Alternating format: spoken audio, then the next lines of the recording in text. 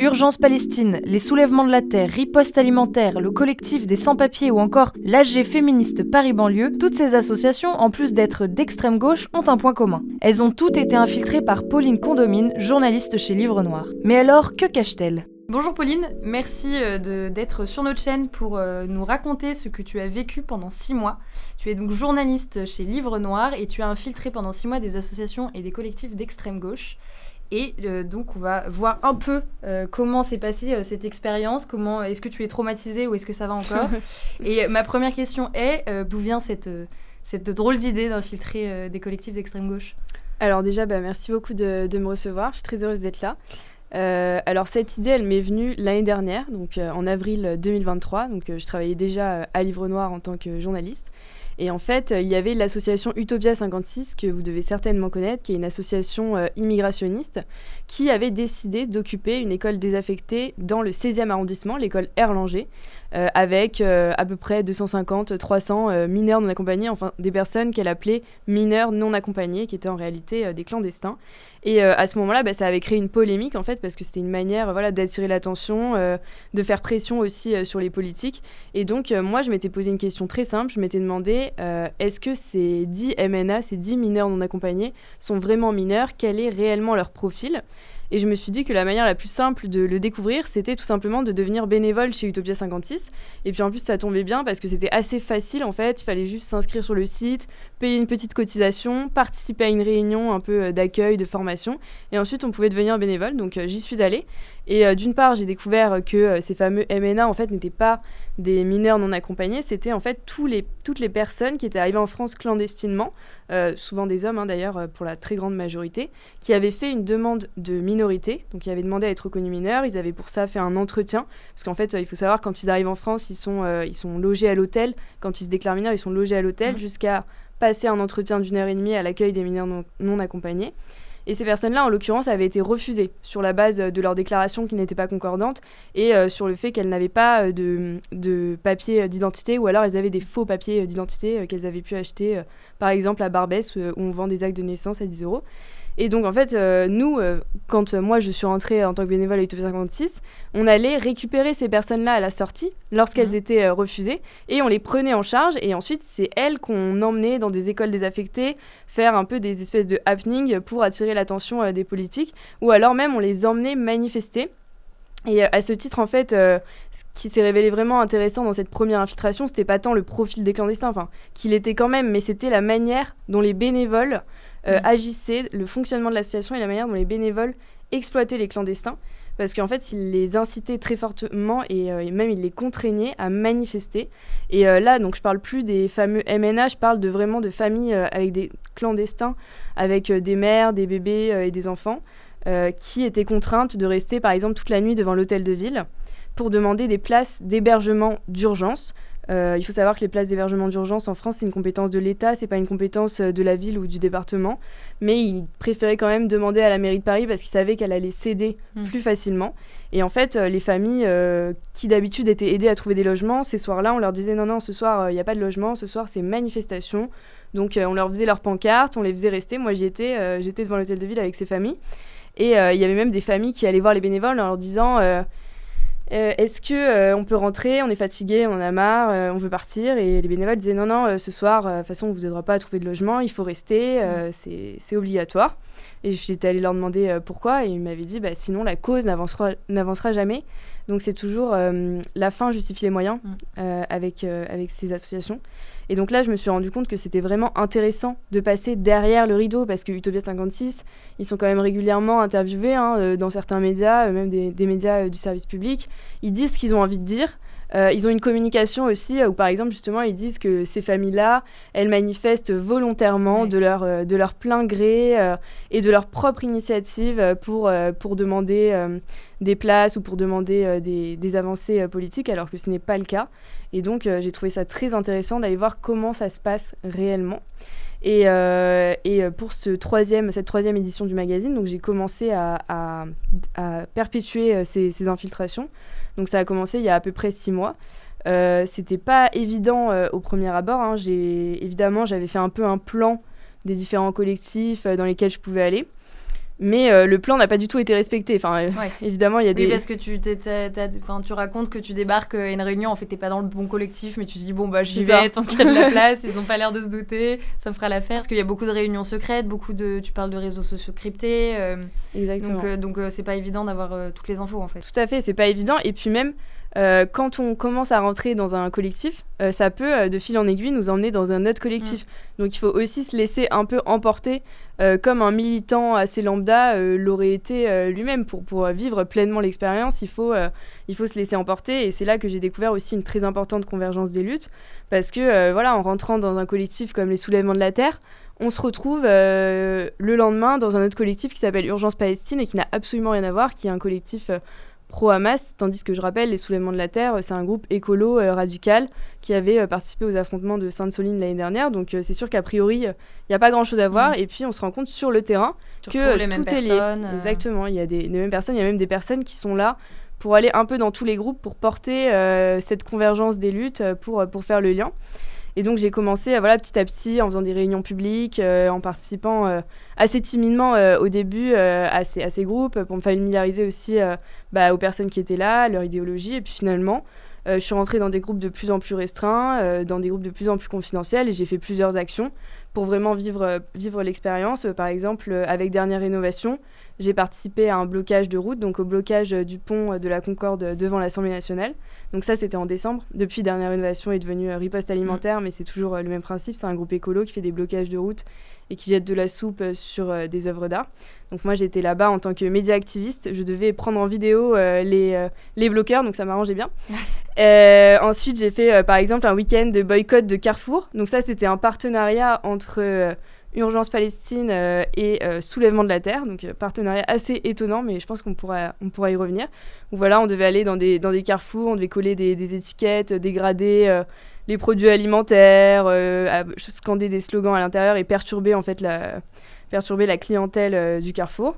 Et je suis même allée aussi, j'ai côtoyé les zadistes de la 69 qui s'opposent à la construction de l'autoroute entre Toulouse et Castres et qui en fait s'auto-appellent des écureuils et qui ont investi les arbres sur le tracé de la 69. Ils construisent des cabanes dans ces arbres. Et donc, je suis allée dans ces ZAD avec des arbres occupés et j'ai même dormi dans un arbre pour voir un peu l'expérience que c'est d'investir un arbre comme un écureuil. Donc voilà, j'ai fait pas mal d'actions et aussi dans un collectif de sans-papiers, le collectif 20e arrondissement. Tous les mardis soirs, j'allais en tant que bénévole aider les sans-papiers, voir comment fonctionnait ce collectif et j'ai découvert des choses aussi intéressantes. Et alors, quelle a été l'expérience, l'infiltration la plus impressionnante que tu as vue, celle qui t'a le plus fait réfléchir, ou peut-être où tu as eu le plus peur Je dirais que c'est celle dans le collectif Urgence Palestine.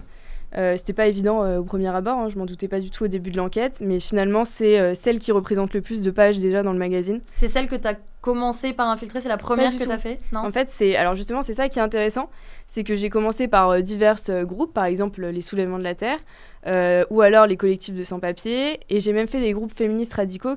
Il y a un groupe qui s'appelle AG Féministe Paris Banlieue, qui organise des réunions interdites aux hommes cisgenres. Donc j'ai participé à ces réunions, j'ai même vu un homme se faire éjecter de la réunion parce qu'il avait dû se tromper de salle, mais donc on l'a raccompagné à la sortie. Et en fait, à chaque fois, dans ces groupes-là que je viens de citer, il y avait des militants qui me parlaient d'Urgence Palestine, qui disaient « Moi, je suis aussi à Urgence Palestine, on fait aussi des choses avec Urgence Palestine ». Donc moi, je savais pas très bien à quoi m'attendre, mais voilà. Et un jour, il y a une militante d'un collectif de sans-papiers qui m'a dit « Demain, je fais une intervention à Urgence Palestine dans le 20e arrondissement. Je dois parler des liens entre la loi Darmanin et la Palestine. » Et on m'a choisi pour faire cette présentation parce que je suis racisée, parce qu'elle était maghrébine et elle m'a dit mes camarades m'ont choisi parce que je suis racisée. Donc elle était très contente de faire cette présentation même si elle était un peu stressée. Et elle m'a invitée à venir assister à cette présentation. Et j'y suis allée.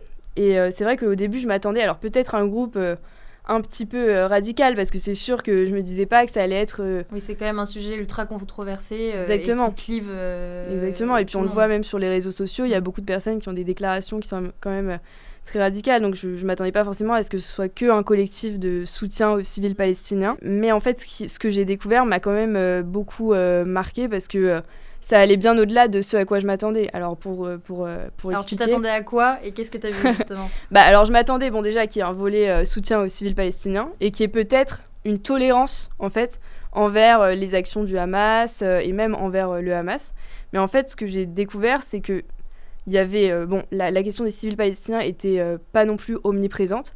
Et même la question de la paix n'était même pas abordée. C'est-à-dire que les militants, ils disaient... Il y avait une jeune graphiste qui commençait à faire des affiches pour ce collectif et elle avait mis un symbole de paix dans une affiche.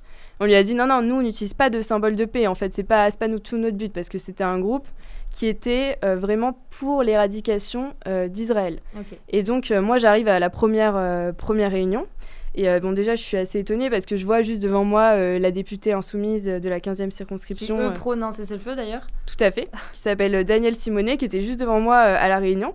Et donc là, il y a plusieurs interventions. Donc Myriam, que j'ai rencontrée au collectif de sans-papiers, qui commence par dire le 7 octobre, pour moi, comme pour tous les musulmans, ça a été la résistance en action. Ensuite, il y a un jeune homme d'un groupe qui s'appelle Samidoun qui dit qu'il faut soutenir la résistance sous toutes ses formes. Ensuite, il y a un homme aide-soignant qui dit qu'il faut déconstruire notre vision du terrorisme à Gaza, mais comme en France. Donc aussi en France, il faut remettre en question notre vision du terrorisme parce qu'elle est trop diabolisée.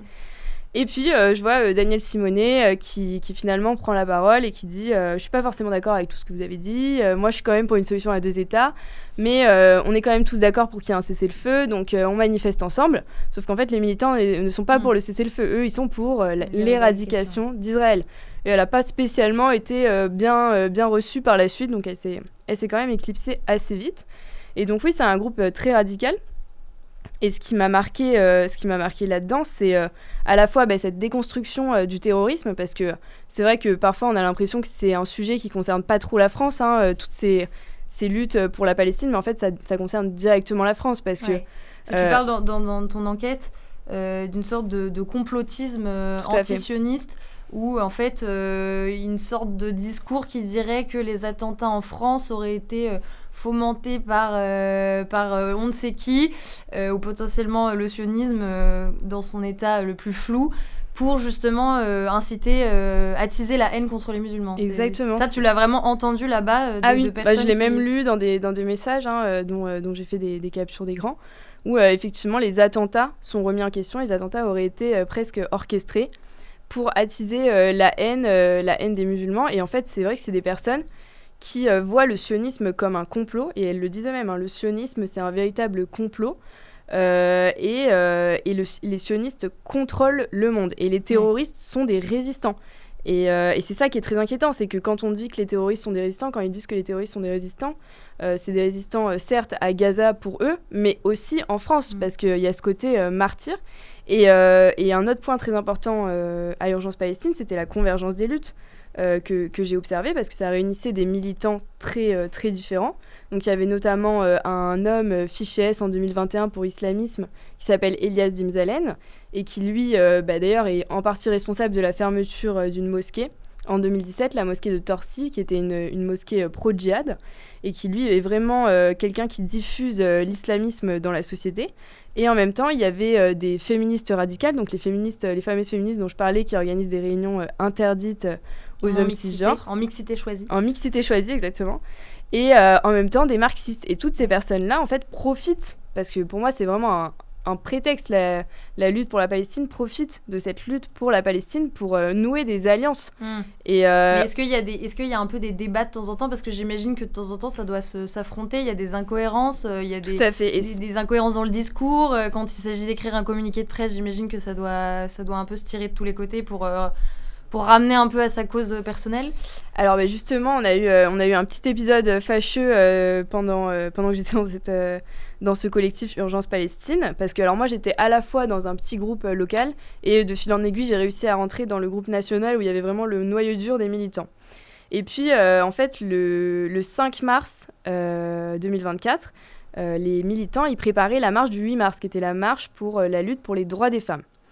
Et pendant la réunion, ils ont appris que dans le cortège féministe, il y aurait un groupe qui s'appelle Nous Vivrons, et qui dénonce les crimes commis contre les civiles israéliennes par le Hamas lors des attaques du 7 octobre. Et alors moi, je ne connaissais pas ce groupe quand j'étais dans la réunion, et ils l'ont appris vraiment en direct qu'il y aurait ce groupe qui était là. Et c'est vrai que je me dis, pour un militant un peu naïf, il doit y avoir un effet quand même particulier, parce que la manière dont le groupe était présenté, c'était un groupe de génocidaires, de criminels, droite, de terroristes. Oui, mais ça allait très très loin. C'est qu'ils les ont présentés, mais comme des abominables personnes, et que leur présence même dans la manifestation était vraiment un affront et une agression, alors que c'est des personnes qui se contentent quand même de dénoncer les viols et les crimes commis contre les civils israéliens. Eux, leur vraie cause, c'est le fait qu'Israël n'ait pas le droit de se défendre. Et le fait de dénoncer les simples crimes commis contre les civils, c'est inconcevable pour eux. Et donc, en fait, ce qui s'est passé, c'est que ce groupe féministe qui est allié avec eux, qui participe à leurs réunions, qui s'appelle AG Féministe Paris Banlieue et qui fait des réunions en non-mixité, s'est dit, bon, on va les soutenir parce que c'est un groupe pro-palestinien qui est dans la convergence des luttes. Donc, ils se sont dit, on va écrire un texte pour les soutenir. Et ils ont écrit un texte où ils ont dit, on condamne la présence de Nous Vivrons.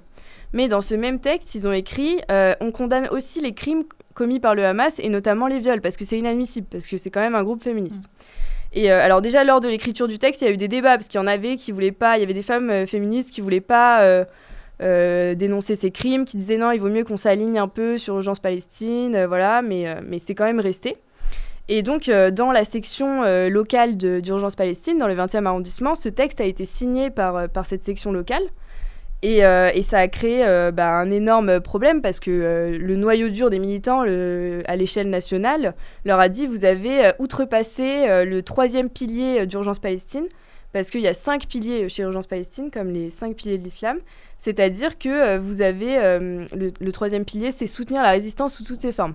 Et donc condamner les crimes commis par le Hamas, condamner les viols... C'est remettre en question la résistance. C'est remettre en question la résistance. Et donc ces personnes considèrent que le viol est une forme de résistance. Moyen comme un autre, ouais. Voilà, par rapport à l'occupant, au colon, qui est complètement déshumanisé, quoi. Et alors pour toi, donc tu parles beaucoup d'Urgence Palestine, est-ce que si tu devais, dans toutes les associations que tu as vues, juger celle qui pour toi est la plus dangereuse dans ses moyens d'action ou dans son discours, tu dirais Urgence Palestine, ou peut-être que les écolos ou le féminisme? Il y en a plusieurs. Je dirais, déjà, Urgence Palestine d'une part, parce que j'ai vu que ces personnes avaient été violentes. Voilà, je parlais du 8 mars tout à l'heure.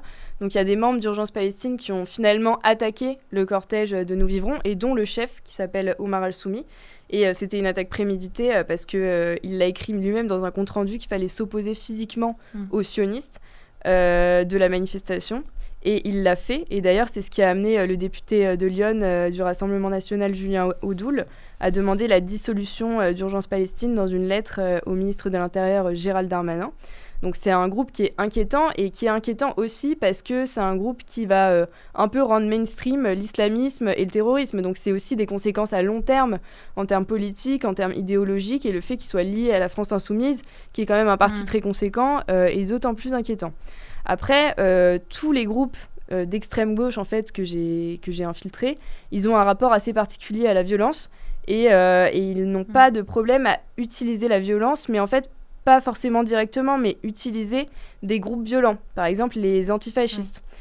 Donc là, je pense au soulèvement de la Terre. Donc moi, j'ai eu l'occasion de discuter avec des militants très investis dans les soulèvements de la Terre. Il faut savoir que Gérald Darmanin avait demandé la dissolution des soulèvements de la Terre l'année dernière pour incitation à la violence, justement. Et cette demande avait été... tout à fait. Méga-bassines. Après Sainte-Soline et les violents affrontements qu'il y avait eu avec les forces de l'ordre. Et la dissolution avait été annulée par le Conseil d'État. Et moi, j'ai parlé aux personnes des soulèvements de leur rapport à la violence dans une réunion avec justement un responsable qui est vraiment investi dans le collectif à l'échelle très, très nationale, et qui m'expliquait, bah oui, en fait, on est en lien avec des groupes autonomes, des mouvements autonomes, donc qui viennent de toute l'Europe pour les manifestations. Et évidemment, on organise la violence parce qu'on fait des cortèges. Donc il y a des cortèges avec des thèmes de couleurs, et il y a les cortèges pour les personnes qui vont vraiment aller s'affronter avec les forces de l'ordre, et les cortèges un peu plus tranquilles pour les familles, etc. Et en fait, ils utilisent cette violence. Et je lui disais, mais ça vous dérange pas, voilà, d'être violent contre des policiers, contre des personnes, en fait? Et il me disait, on peut pas vraiment dire que quand on est violent contre des policiers, on est violent contre des gens. C'est pas les gens, les policiers, c'est le système, c'est l'État, et c'est l'État qui est violent et qui est dangereux, et nous, c'est que de la légitime défense. Et ça, c'est un truc qui est assez commun dans cette extrême gauche. c'est d'attaquer, mais d'attaquer en se victimisant à chaque fois, en disant on attaque, mais c'est parce qu'on se défend. C'est comme Urgence Palestine, c'est vrai que c'est... Et contre des notions souvent très floues. Exactement, l'État, le sionisme exactement. Le patriarcat, des trucs qu'en fait, ils ont du mal à définir, mais qui justifient tous les moyens Mais comme il possibles. y a une très forte paranoïa, on peut même se laisser emporter. Enfin, c'est vrai que moi, la réunion où j'étais, où ils parlaient du groupe Nous Vivrons, mais j'avais l'impression que c'était un groupe de terroristes qui étaient là pour frapper tout le monde. Et ils ont une manière de se présenter en victime qui peut toucher, en fait. Et il y a d'autres choses, c'est-à-dire que, alors moi, quand l'enquête est sortie, moi, j'avais utilisé un numéro de téléphone spécial pour faire mes infiltrations, pour aller dans les groupes Signal, les groupes WhatsApp, etc. Donc mon numéro de téléphone a beaucoup circulé dans des groupes Signal ou WhatsApp antifascistes, dont un groupe qui s'appelle Antifa Antiraciste 20e, et qui est un groupe de l'Est parisien qui a été créé par des membres de la Marche des Solidarités, qui réunit des collectifs de sans-papiers d'extrême gauche. Et ce groupe est destiné à dénoncer la présence de militants considérés comme fachos dans l'Est parisien. Donc si on voit des militants Reconquête, des militants du Rassemblement national, les personnes qui sont sur le groupe, elles le signalent. Et ensuite, l'information est relayée dans des groupes Antifa qui fichent et qui vont même peut-être intervenir. En tout cas, c'est le but, c'est que ces personnes-là aillent intervenir physiquement contre ces personnes. Et ils sont en train de s'organiser là pour les européennes, pour la campagne européenne, pour empêcher les militants RN ou Reconquête de tracter sur les marchés. Donc c'est quand même très inquiétant et c'est sûr qu'ils n'ont pas du tout une vision démocratique du tout, quoi. Et justement, tu disais, parfois leur discours victimisant, facile en fait à entendre, te laisse un peu porté par le vent, où tu te dis, en fait, peut-être que c'est pas... Tu commences à te méfier des personnes dont ils se méfient et à remettre un peu en cause. Est-ce que toi, ça t'est arrivé justement dans tes infiltrations de te dire, ils sont pas si terribles, leur cause est juste, peut-être que je remets en cause les moyens, mais... C'est vrai que le discours, est-ce que tu as douté un petit peu, tu t'es dit, ils le font peut-être pas de la bonne manière, mais c'est des bons gars, ils sont sincères. Comment tu t'es retrouvé, toi, là-dedans ? Est-ce que tu n'as pas une bipolarité sur le média dans lequel tu travailles et les idées que tu portes et ces personnes que tu as rencontrées ? Si, bien sûr, et en fait, c'est pour ça aussi, je pense qu'à un moment, j'avais besoin de couper pour vraiment écrire et pour retrouver un peu de tranquillité, parce que je pense que pour que ce soit même un peu réussi, il faut aussi se fondre dans le moule et il faut comprendre comment ces personnes pensent. Et après, je pense que ce qui m'a aidé, c'est de faire des recherches de mon côté pour garder un esprit critique, mais comme je le disais, quand j'ai fait cette réunion le 5 mars, il y avait beaucoup de désinformation, il y avait beaucoup d'informations fausses sur ce groupe Nous Vivrons, où on disait que c'était un groupe violent, et en fait, leur présence même était une agression. Et moi, j'avais presque l'impression que c'était un groupe dangereux, alors que, en fait, finalement, c'est les gens avec qui j'étais qui étaient dangereux, mais voilà. Et donc, oui, c'est sûr que c'est assez particulier. Après, je me suis réinformée par moi-même, et en fait, je me suis rendu compte que c'était pas le cas, mais c'est vrai que ça peut toucher, franchement. Et j'imagine des personnes qui sont dans ce groupe où il y a presque un conditionnement mental. Quand je parle d'Urgence Palestine, tout tourne autour du sionisme chez eux. C'est-à-dire qu'il n'y a pas de gauche, de droite, d'extrême gauche, d'extrême droite. C'est sioniste, anti-sioniste. Et en fait, c'est soit t'es mon ami, soit t'es mon ennemi. Si tu vas manger chez Carrefour, t'es sioniste. Sinon, non. Et c'est très binaire et c'est très... Il y a un vrai embrigadement, en fait, avec cette notion qui revient en permanence. Plus le travail dans les universités aussi qui est fait, de discours relayés parfois par les professeurs eux-mêmes. Tout à fait, donc on se dit, en fait, c'est compliqué de penser autrement quand tout autour de soi te prône des discours. C'est ça, et il y a vraiment une analyse de tout à travers ce prisme-là. C'est-à-dire, si cette personne parle comme ça, c'est parce qu'elle est sioniste, c'est parce qu'elle est affiliée à Israël, etc.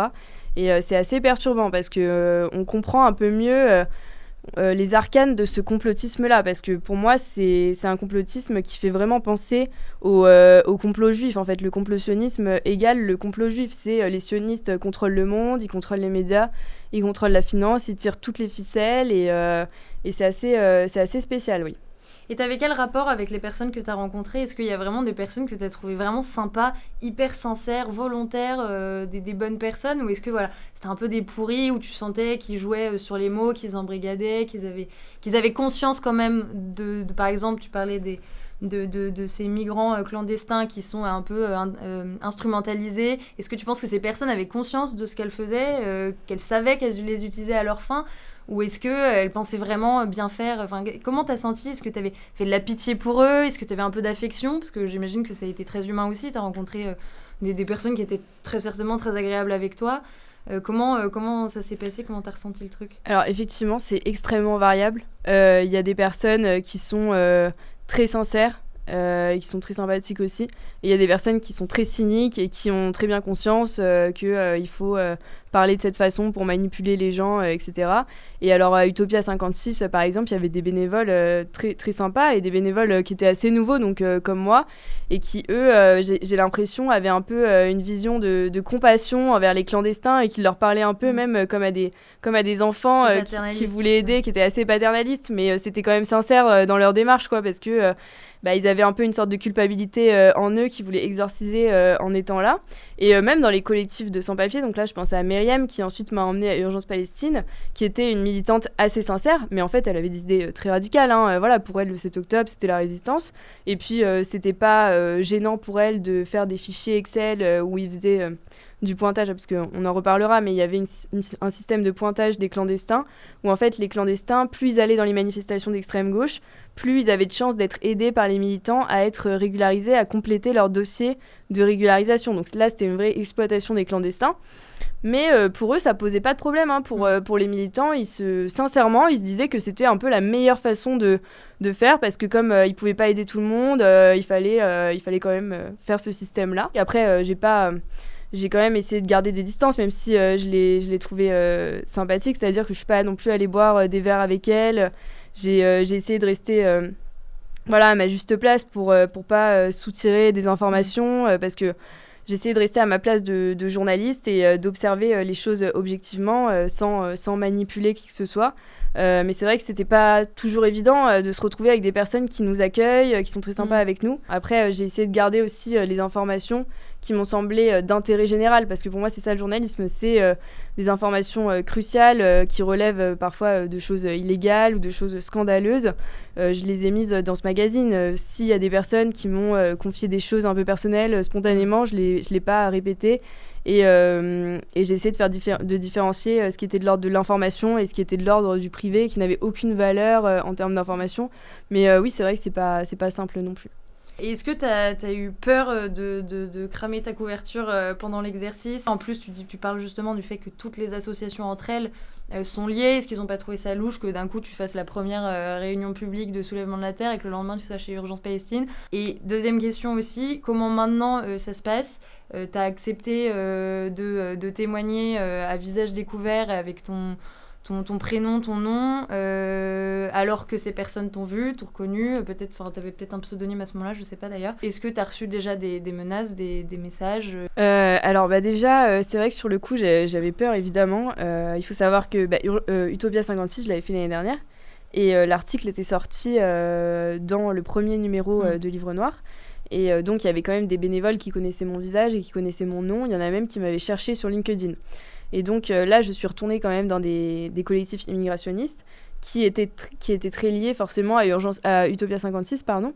Et donc je me disais, à tout moment déjà, je peux croiser quelqu'un que j'avais croisé à Utopia 56. Donc à chaque fois que j'allais dans une nouvelle réunion où je connaissais pas forcément tout le monde, forcément j'avais un peu une peur au ventre, où je me disais... Et tu allais toute seule ou tu demandais à des amis de t'attendre au cas où? Non, pour le coup on m'attendait, on me suivait, on savait, mes collègues qui m'accompagnaient justement savaient toujours où j'étais et je les tenais au courant, donc sur ça il n'y avait pas de problème, mais sur le terrain même j'allais toute seule, donc c'est vrai que ça a un côté parfois inquiétant.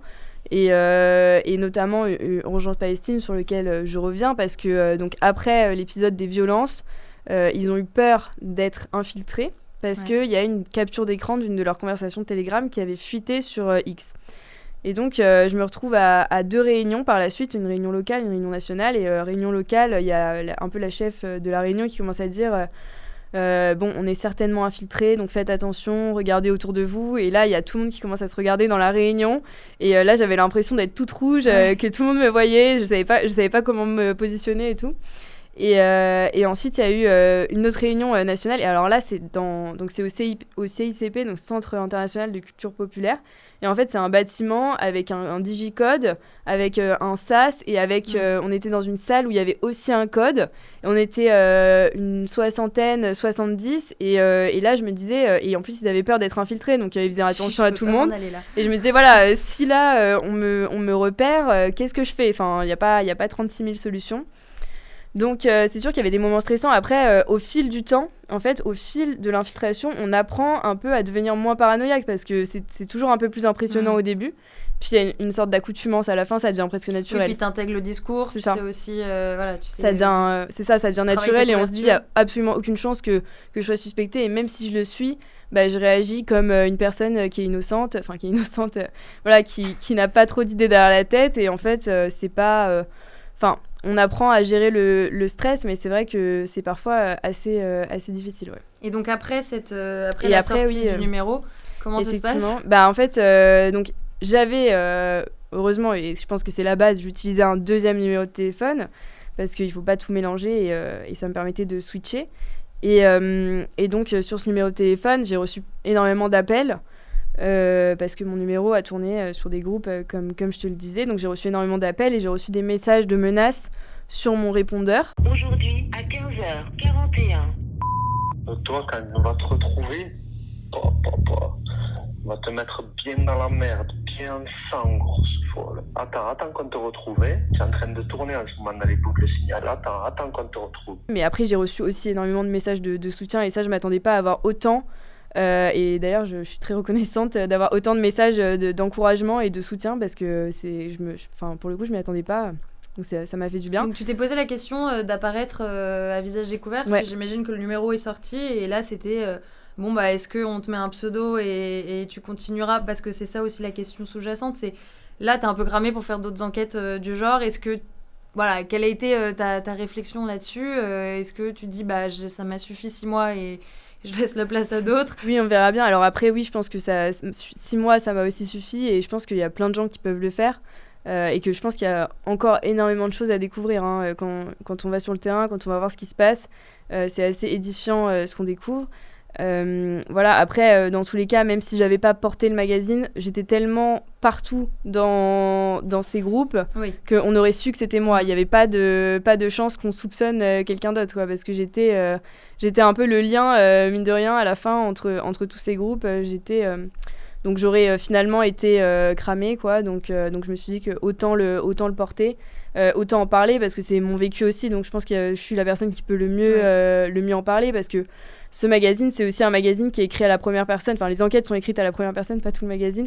Mais c'est aussi, en fait, une manière d'emmener les lecteurs. Enfin, c'est ce que j'ai essayé de faire, c'est d'emmener les lecteurs avec moi dans une aventure, dans une exploration de tous ces groupes pour voir avec mes yeux comment ça se passe, qu'est-ce qu'on entend, qu'est-ce qu'on voit, quels sont les rapports entre les gens. Et ça, j'avais envie d'emmener les lecteurs avec moi, d'être une sorte de témoin de ce qui se passe. Et donc, c'était un peu le parti pris de ce magazine. Mais c'est vrai que ça n'a pas été tout de suite une évidence de montrer. Évidemment, j'ai eu peur, comme tout le monde aurait eu peur à ma place. Et j'ai réfléchi. Et voilà. Mais après, on a d'autres projets avec Livre Noir pour la suite. Est-ce que tu as des regrets sur ton enquête de peut-être pas avoir poussé sur tel ou tel point, de pas avoir, je sais pas, t'es resté quelque temps dans une ZAD, est-ce que tu t'es dit j'aurais peut-être dû rester plus longtemps pour vraiment voir, enfin voilà, ou j'imagine que ça devait pas forcément être très agréable, mais voilà, est-ce qu'il y a 2-3 trucs où tu te dis ça c'est vrai que j'aurais pu plus titiller là-dessus parce qu'il y a un vrai sujet et je pouvais pas tout faire en 6 mois évidemment, mais voilà, est-ce que tu as quelques... C'est sûr que je pouvais pas tout faire en 6 mois et en fait mes semaines elles étaient pleines toutes les semaines, tous les soirs j'avais des choses et puis il y avait toujours des choses qui tombaient en même temps, donc c'était hyper frustrant, 2 réunions qui tombent en même temps, en fait c'est tellement excitant de se dire à chaque réunion je vais apprendre ci, je vais apprendre ça, qu'est-ce qui va se passer, c'est presque un feuilleton quand il y avait tous ces épisodes du 8 mars, quand il y avait les soulèvements de la terre avec les agriculteurs, avec Urgence Palestine, c'était un véritable feuilleton, même la ZAD, et j'y suis allée d'ailleurs 2 fois, donc je crois à 2 semaines d'intervalle. Et même la ZAD, ça avait énormément évolué. Alors la première fois que j'y suis allée, Il y avait, je crois, 3 cabanes dans les arbres. La deuxième fois, il y avait 5 cabanes. Il y avait des personnes qui étaient encore là, mais il y en a d'autres qui étaient nouvelles. Il y avait eu des histoires. Enfin, c'était un vrai feuilleton.